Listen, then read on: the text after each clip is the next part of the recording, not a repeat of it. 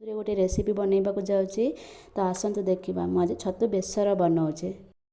छतु को एमिति काटिकी भल भाबरे धोईकी सफा करने तेल पकेइबे। तेल गरम हो सारिया परे तो सोरिष टिके पकई नेबे। तापरे कटा पियाज पकेइबे। पियाज टिके भाजी हो गला परे सेथिरे टमाटो पकेइबे। तापरे सेथिरे सोरिष जीरा रसुण पेस्ट को पकेइबे।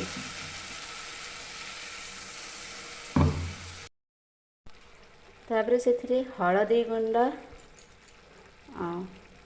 मर्च गुंड पकई मसला को भल भाबरे कषि नेबे।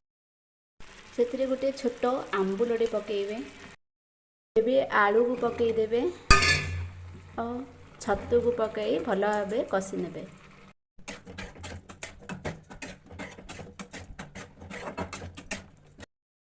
एबे स्वाद अनुसार लुण पकाइबे और लास्ट पानी अल्प देदेबे। मसला भल भाबरे कषि नेबे।